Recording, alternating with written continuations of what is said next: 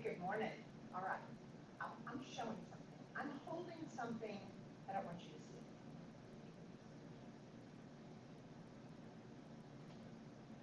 This may look like an ordinary piece of trim. Do you know what this is? This is the gateway to being able to create a beautiful home, a beautiful environment, and a beautiful piece of furniture. One thing that I want to remind you of is that there are no tariffs on vintage furniture. We're going to see a resurgence of people going to thrift stores, habitat, garage sales, tag sales, estate sales, because we're going to want to find those pieces that have great utilitarian needs, that we can use them in our homes, but we want to be able to create beautiful, fabulous, French-looking, antique-inspired finishes. So that's what I'm going to show you how to do today. So, welcome. If you've never tuned in before, my name is Amy Howard. I'm the mother maker here at Amy Howard at Home, and I love creating beautiful finishes that can transform the furniture that you're going to be thrifting. All right, so I want to get started. As you pop on, say hey, tell me where you're tuning in from. I love to know what neck of the country that you live in, or the world for that matter. We have a lot of people that tune in and watch us on My Finish Fridays. So I want you to take advantage. Today we have a code. It's MILK, milk, MILK 25. The products that I'm going to be showing you today in the way of milk paint, you can use that code MILK all caps 25 and get 25% off on Amy Howard Home website. All right, so I'm going to go on. I don't want to spend too much time, but I do want you to see the closeness of that. One thing I want you to see, look at the variances of color. Look at the small sugar cracks. And what you're going to see, there is a couple of different color variations. You see kind of this ochre color showing through. One of the beauties of milk paint is that it's going to give you different variances of color. It's totally different. A lot of people are like, Amy, what is the difference between milk paint and just a regular paint? A regular paint is going to give you a full coverage, very opaque look. Milk paint, on the other hand, allows us to be able to get a very vintage, distressed, cracked, fabulous finish that looks like we just went to the Paris flea market. All right, so I'm going to go ahead and turn this down. As you pop on here, say, hey, tell me where you're tuning in from. And like always, when I do these videos that I'm teaching you, share it. Sharing is caring. Share it with someone, and your name will go in for a drawing, and we're going to be giving away product, and we'll announce the winner on Tuesday morning of next week. So I'm excited to be back. I'm ready for this fall. I'm ready to hop on here and show you how to make beautiful things, how to create beautiful finishes, and to inspire you, because our homes are an extension of ourselves. And I actually went to somebody's house the other day and was trying to walk them through what it might look like to be able to create a very cottage look. I don't know. I'm curious. Y'all just tell me, are you totally into a cottage feel now? It's like, what is cottage? It's all about texture. It's about it being homey. It's about it being things that are collections that we have. And to be able to find those little simple little cupboards, pieces of furniture that have some detail on them, it's going to be so fun and so easy to be able to execute the finish that I'm going to show you today. All right, so without further ado, let's go on, and I'm going to turn down my camera, but continue to say hey as you pop on. I'm going to go on and turn this down because I want you to be able to see how to create this amazing finish. Look at this. It's absolutely divine. There's a lot going on here too. And it's funny, when I had created this finish, I told Gene, I sent him a picture and he goes, I would buy every piece of furniture that this finish was on. And so we've got several things going on with it. One, look at the depth. Look at the depth of the color. It looks like we've got 2 or 3 different colors of blue, doesn't it? What's the other thing going on with it? You're seeing some distressing. You're seeing where some paint has popped off. And you can see that gesso, which you would normally see on an antique, popping through. You've got variants of color, you've got depth, you've got texture, you've got, look at that, all these different looks going on, which adds to the depth that you're going to have on a beautiful finish like this matte All right, so the other thing that you'll notice, you're gonna see a little bit of ochre. You'll also see just a tiny little hint, look at that, of gold. When you're applying gold, it's not about having a whole lot on here. It's about giving us the idea that it was there at an earlier date. That maybe through wearing, maybe through traveling, maybe through going from one country in Europe to another, that it would have worn off. So it's just a little bit of a suggestion there that we have. All right, so now if you're starting on an existing piece of furniture that you have, and you want to be able to do this finish on it. Let's say you bought a piece that was a Henry Don or a Thomasville or one of those pieces.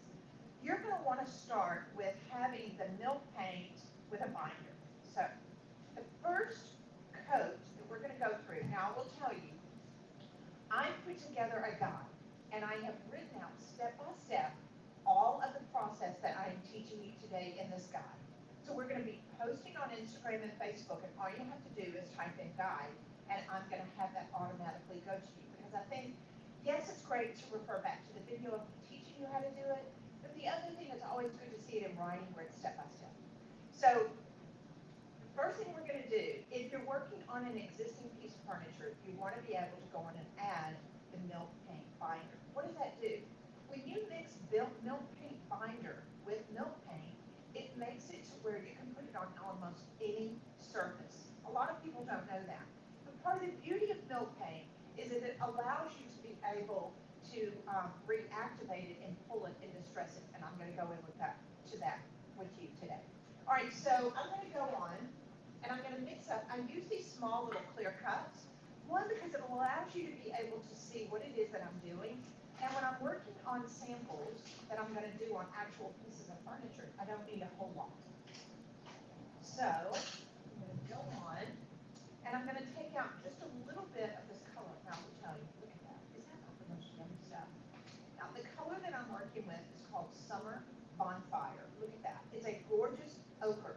The top paint color that I am working with is this gorgeous Southern Gentleman. It almost looks black, but it has a little bit of a blue tint to it, and you're going to be able to see that because it's going to show up even more when it's dry. So we're going to go in and take the Summer Bonfire. If you're not familiar to milk paint, welcome. It's going to rock your world. If you want to be able to get gorgeous Parisian antique looking finishes like this, the only way you're going to be able to get them is through the processes that I have developed. There's not another product. Cracked gesso doesn't exist anywhere on the market. By me living and working in Italy, I was able to learn how to be able to execute this finish, and it truly is timeless. It allows you to be able to recreate this on pieces of furniture that you find, thrift, and restore, and people are going to be going, where did you get that fabulous antique? And you can say, it's not, I painted it. All right, so now what I'm going to do, you see that I've put in a little bit of Summer Bonfire milk paint. I'm going to add a little water. Now, this is like a little tip. Look at that. It's already dripping on me. I'm just going to wipe that off. I like to get those bottles at Dollar Tree, but sometimes they're great to be able to put paint in and water and glaze. Sometimes they do leak. Top off. I'm going to go and use this up. Guys, in the questions, if you will just go in and ask a question at any point during this video when I am teaching you how to create this finish, just type in a question and I will go back later on social media and look and make sure that we can answer those questions for you. All right, so now, if I am working on a piece that I have lightly sanded, or if it's raw, or if whatever finish that I'm wanting to work on, I can use it directly like this and not add the binder. If I want to be able to work on an existing piece, I'm going to mix up my paint like this first, then I'm going to add the binder. So I'm going to come back with the milk paint binder. Again, what's the point of this? This will literally make the base coat, and do not put the binder in the top coat color that we're doing. This is just to make our base coat color adhere to the furniture that we're painting. So I'm going to go on and I'm going to do 1 part binder and 1 part milk paint. And I'm going to stir this up. And basically what this does is it just makes it to where it will adhere to a piece of furniture that already has varnish on it. So I would clean it with my clean slate. I always do that on any project that I'm working on. I would clean it with clean slate and then get any wax residue and then add your binder to your milk paint and then you're ready to go. So we're just gonna base coat our piece. Now, of course, my trim is raw, but I could totally be doing this on a pre-finished piece. And I'm just gonna give one good coat of Summer Bonfire. I'm not gonna spend the time painting this because I think you'll get the gist, but I just want you to see. So that's the color, and when it dries down, it looks like this. Let's just go a little closer so that you can see. So, once it's dry, and I will tell you, when you add the binder to your milk paint, it's gonna make it take a little bit longer to dry, but I always keep a hairdryer next to me. And a lot of you may be like, well, Amy, why do you work on these trim samples? One, it allows me to be able to come up with my finish. It allows me to be able to see the color variations and what it is that I really love. And I usually document every step. That's why I created a guide for you. And I will document each step along the way. I'll write it on the back sometimes on the trim. Then that way, when I go to execute it on my piece of furniture, I'm happy. I know how it's going to turn out. So the first coat that I did was Summer Bonfire milk paint. Second coat. Now, a lot of you are like, oh, Amy, I know all this. No, you don't, because I'm showing you something totally different today. All right, so now I'm going to be applying my cracked gesso. Why? Why didn't I do the cracked gesso first? Because I wanted to be able to have this as my base coat color. I have bound it to my piece of furniture. Now I'm going to lay in my cracked gesso. And what does a cracked gesso do? It does two things. It goes along with just what the word is. Cracked gesso. It's a gesso. It's priming my surface, but it's also going to give me this glorious crack. Guys, there's not another product like this on the market, period. I am the only person that has developed this to be able to make milk paint crack. And I don't want a crazy crack. I don't want an alligator crack from the 90s. I want a beautiful fissure crack that looks like it's been on a piece of furniture for hundreds of years. I want to get this close again because each step along the way I want you to see. So can you see these kind of natural fissure cracks in here? I love this when I show y'all the pieces that I've worked on or finishes and y'all get excited like me. It just lets me know that we're all sisters from another mother. All right, look at this. I just want you to see the close-up of it. So this is why we're going to put on the cracked gesso. We want to be able to have these gorgeous, natural-looking layers of crack. And the only way you can get that is from the cracked gesso. So I'm going to go on and take another cup and mix this up. And the cracked gesso is also going to be 1 part water and 1 part gesso. Now, I will say this. If you get this too thin, you can easily put on 2 coats on your piece of furniture. I think a lot of times people don't get cracks if they've done it with their milk paint because they didn't add enough cracked gesso.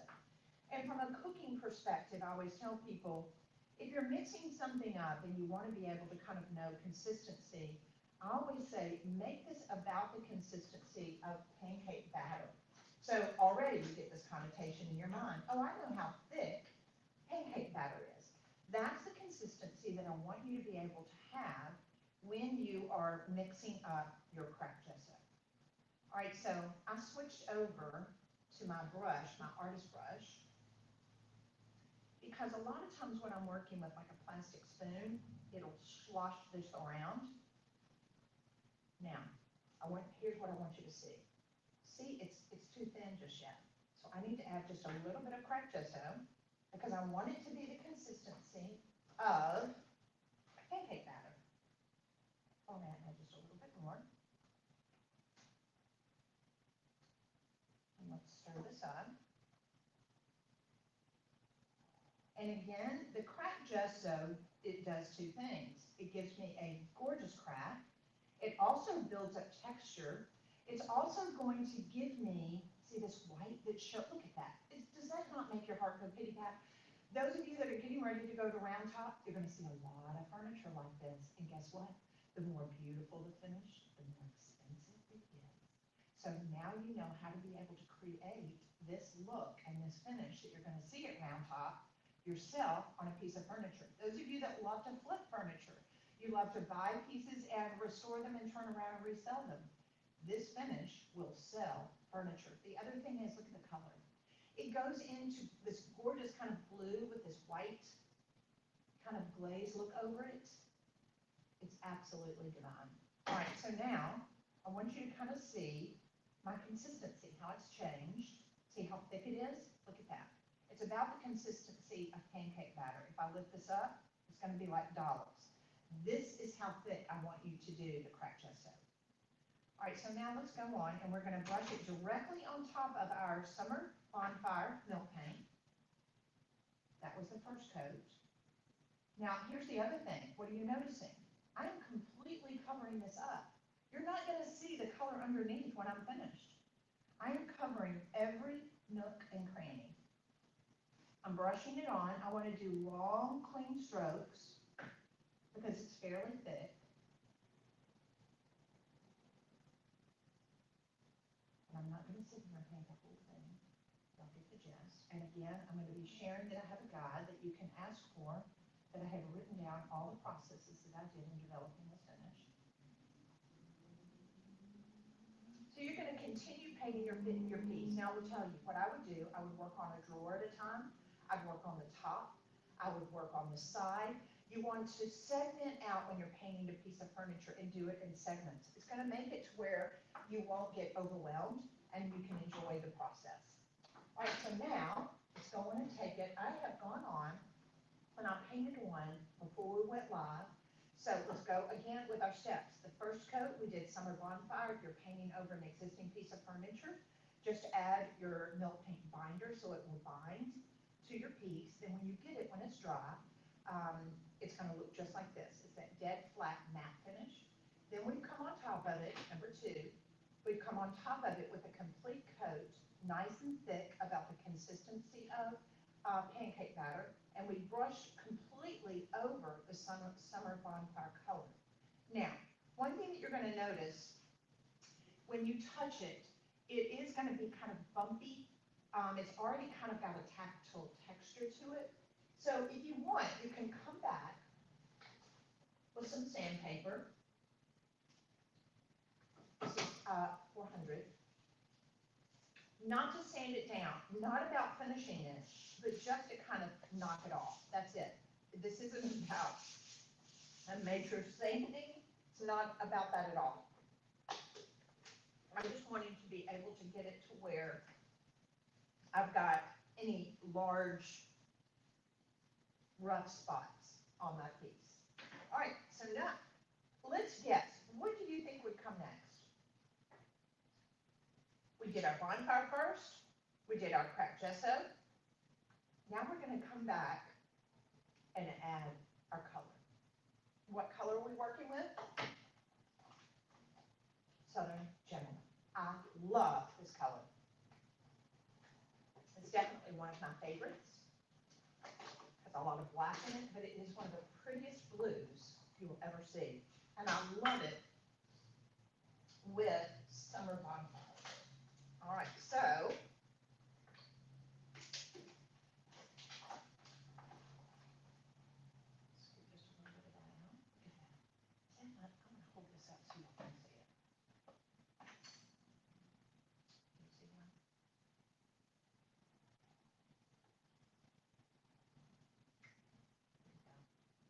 You wouldn't think this unassuming powder would be this.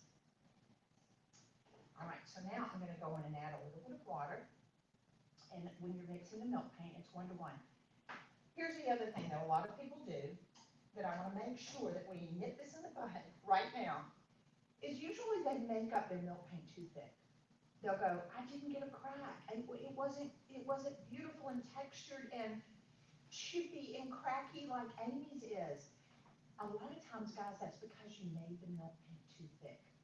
If you stick with making it 1 part water and 1 part milk paint, then you'll have a much better result. The other thing is when I'm mixing it, can you hear this? Listen.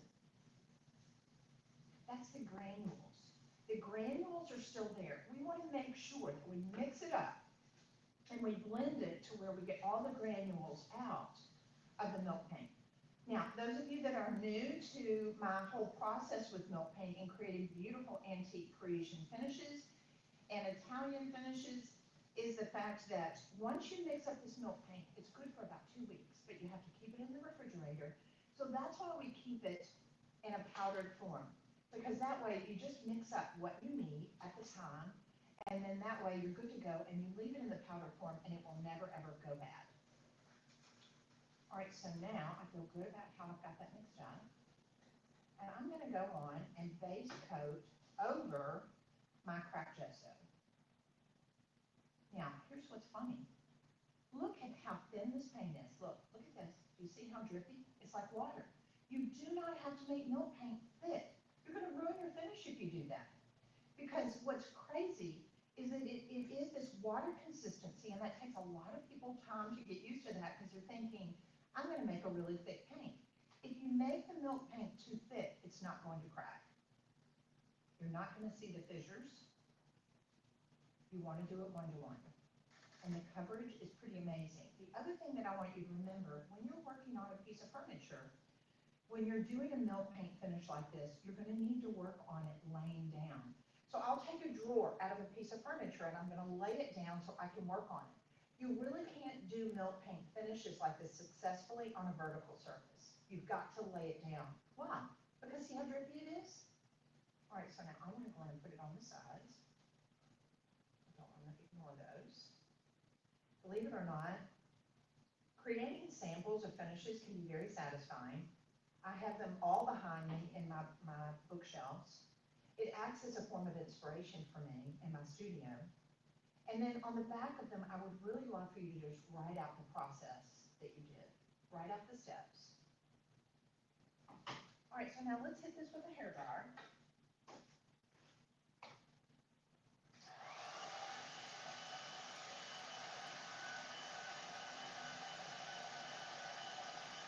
Watch how it went from being black, almost black, now as it starts to dry down, it's going to go to this very matte finish. It's gone lighter. It goes into that really pretty blue.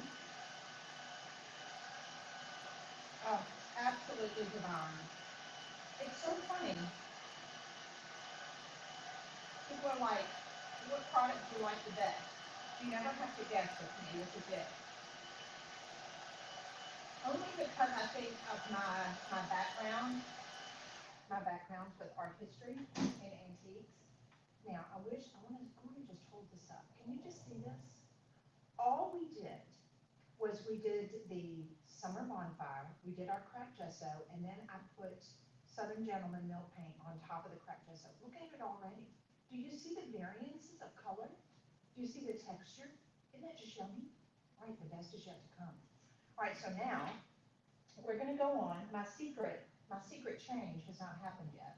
So now I'm going to go on and I'm going to use our antiquing glaze. I'm going to go in and put it in a container. I'm going to put it in a container. Shake it up.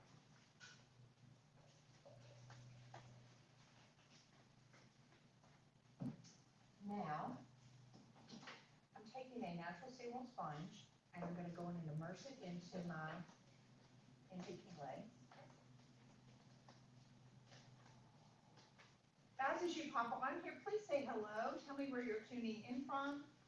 And I'm excited to be back doing Finish Fridays. Take advantage of the sale today, MILK Milk 25, and you can get 25% off our milk paint. All right, so now I'm going to take my antiquing glaze, and I'm going to go over the paint that I just dried. Look how I'm moving my sponge around. I have to start, oh, do you see something starting to happen? Do you see it? Look, look, look. Look what's happening.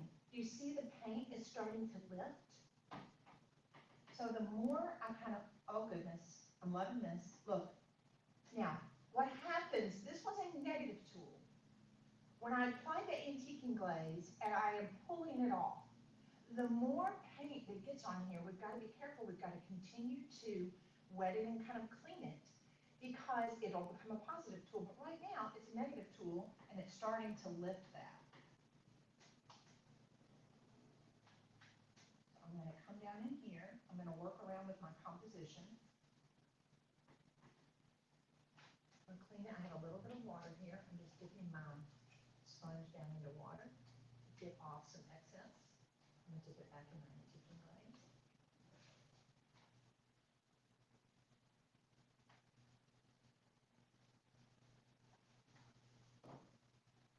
Again, if I was doing a piece of furniture, I would be laying it down horizontally. Now here's a nice little surprise. Look what's happening. Look on the side. Can you see how the summer bonfire, that ochre, that really pretty ochre is starting to peek through? This is how you get really authentic looking pieces of furniture. And the beauty of the milk paint is it allows us to be able to come back and pull that paint away. So we've got depth. It looks like it's been worn over a period of time. It's definitely not a look that you can get by just grabbing some sandpaper and going over it. It doesn't work. Now I'm getting down in these crevices because I'm wanting to get some of that out. So I'm going to come back with where I came with me. We're getting ready to get down on the finish line here. Now here's something else that I want you to know. If you have an area that you take off too much, when you're in the antiquing process and you're like, I didn't mean to take off that much, you know what you can do? You take your most available tool, your finger, and I'll dip it in my milk paint like this. I'll always keep a little bit of the milk paint left up that I did. And I'll come back and I'll literally just tap it like this. Don't use a brush. I will always use my fingers if I feel like I took off too much. And now I want to show you what it looks like in structure.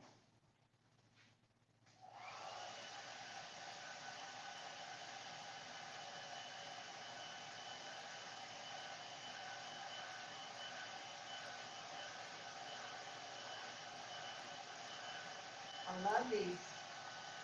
I love how I can see where that summer bonfire is. I'm going to hold this up in just a minute.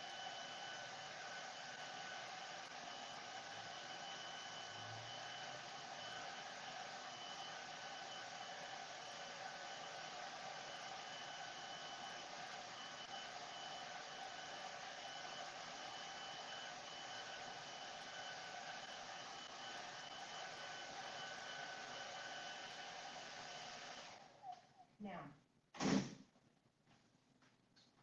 switch on here. It's hard to see with this camera.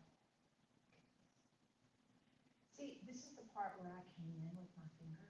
When you get finished with it, believe it or not, it can be one of those telltale things that you're like, from people that are looking at it that are more novices and they have not watched me show you how to do this, they're going, well, that has to be really easy. There's no way you could have gotten that look any other way. So it's not about it being all the same. Look how you've got a composition here. Look how I've got some cracking down in here. Look how there's more white showing on the top. And this is a really good lesson. If you have a piece of furniture that had a lot of wear, anytime there's a raised area like this, that way you're going to have more of the paint that's going to have come off on the tops of them. It's not about digging down inside this little gully, making sure you get all the paint out. That's making it look more contrived. Think about the wear is what would happen on the corners, on the tops of things, and that's going to make it look more authentic. Now I want to show you a little trick that I do. Let's go back to this finish. Now this has a lot more carving on it. But remember when I was showing you in the very beginning of this live, was the fact that, see, can you see just a little bit of that gold, that shimmer? Does it show up? It's not a lot. It's just a suggestion that maybe that gold was there hundreds of years before. That's what we want to recreate. So if we're working on a piece of furniture, it's not about putting the leaf everywhere. It's about creating this 5 or 10% what's gonna show up on here that was a suggestion of gold leaf at a much earlier age? So, the way I do that is I'm gonna be working with two products. One, my gold leaf, and our size. Size is a special glue that is made only for leaf. Now, in order to be able to kind of do this, this is one of my little cheat hacks, is I'm gonna take a Q-tip and I'm gonna dip it into my size. I'm not using a brush. Can I use a brush? Yes. But again, this is just a little trick when you only wanna get a little bit. So I'm gonna come with my Q-tip and I'm just gonna lay it along the top like that. So that way it's just a little bit, again, when I'm doing a piece of furniture and I'm wanting to show just a little bit of a suggestion of maybe where the leaf was, it's only gonna be about 5 to 10%.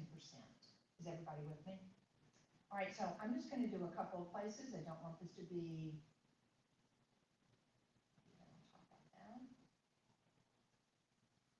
guys, as you pop on here, please say hi, tell me where you're tuning in from, and just know that we have a special promotion. You can type in MILK 25, all caps, MILK 25, and you can get the milk paint 25% off today through the weekend. All right, so now I've got that here, and I'm gonna fan this just a little bit. If you've worked with size in the past, you've got to make sure that it comes to tack. So we just use our little hand hair dryer here by just fanning it. Because what you don't want to do is you don't want to gild this, you don't want to lay your leaf down until this has come to tack. If you are touching this and it's still greasy, if it's still kind of moving around and it feels wet, your leaf will not dry. So I want to make sure we get to what we call tack. So when I touch it with my ring finger, it will literally pull the skin on my finger. All right, feels good. I'm testing it here, testing it here. I fan just a little bit more. The other thing that you'll notice when you lay your size down, some people may go, Amy, why didn't you do the wool underneath it? Because I could. Wool is a red color that goes underneath the gilt, and I'll show you. This is not a gilding lesson today, but I will just show you. This is an 18th century finial. You'll see the gesso on here, you'll see the wool, and then you see the gold that's been placed on top of it. So when I talk about wool, that's what that is.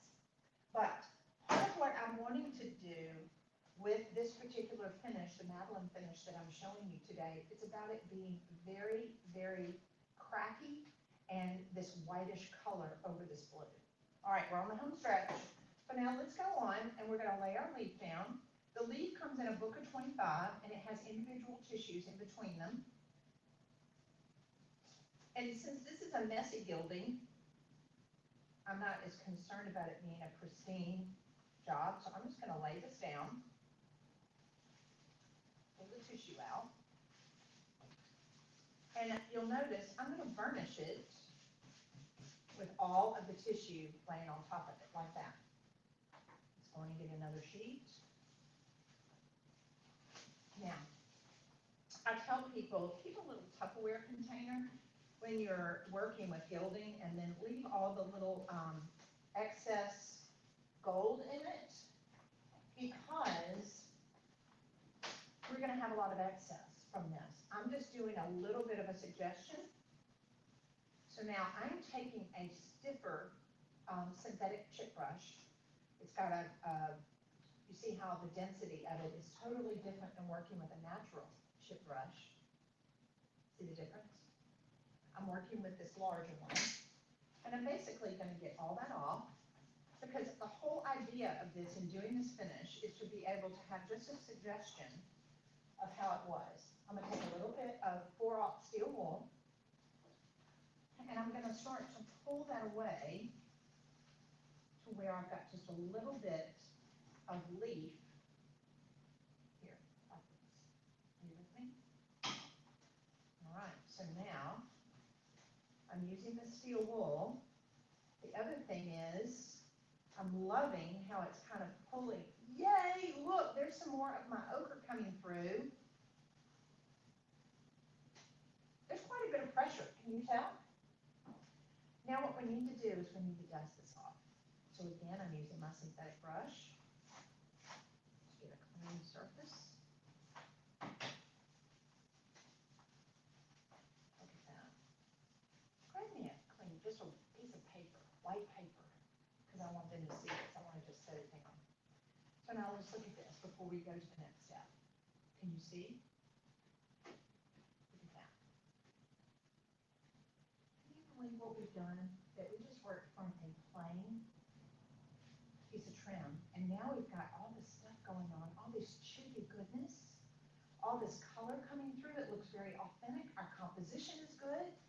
I'm so happy. All right. So now, guess what?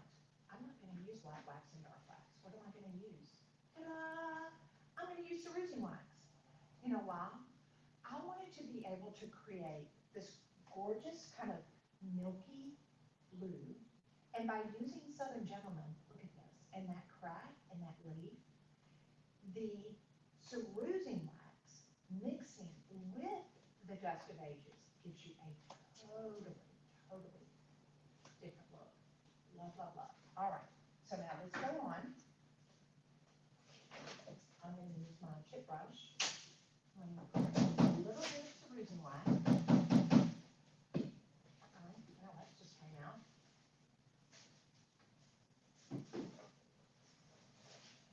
A little bit. Now, when I go into any type of waxing, I'm always using a chip brush, a natural bristle chip brush. You don't want to use a synthetic brush when you're doing this. So now I'm going to go over all of it again. I know this could be distressing for many of you when you go in and you're like, oh my gosh, I'm covering it up all over the place. I'm covering up my base coat. Because the great thing about it is this cerusing wax is going to allow all of the cracks to come to life. You're going to see it so much more, but I am covering it all up. Look at that. And I promise, hang with me. It's going to be awesome. All right, so now, anytime you've got any crevices, fluting, carving, you want to pounce your brush down in there. Here's another tip that a lot of you, see how very little wax I have on this brush? A lot of you put way too much wax on. So I want you to remember, okay, Amy's saying I probably make my milk paint too thick. I need to thin it down. Amy's saying I need to put on cracked gesso to get a gorgeous fissure crack that I've got to do at the consistency of pancake batter. These are tips that I really want you to learn. All right, so now we've come over all of it. Hang with me. I want to get a little bit closer. I want you to see. Okay. Now, we're going to add our Dust of Ages. Dust of Ages is your friend. It is your best friend when you're wanting to be able to create really authentic looking finishes. And I love how it works with the cerusing wax. So now I'm going to take a clean brush. You never want to use the brush that you just used with your cerusing wax. Don't use that. Use a brand new clean chip brush. These are cleanable.